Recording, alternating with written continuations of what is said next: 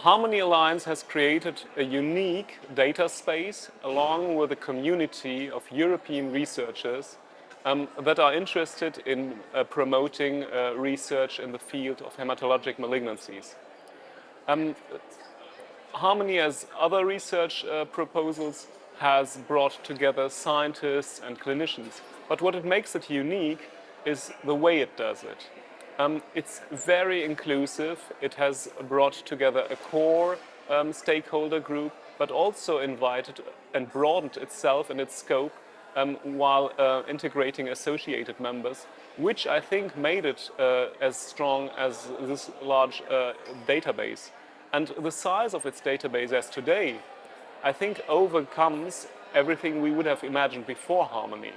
And I think this success has only been possible through this philosophy of inclusiveness, of excellence, and of humanity.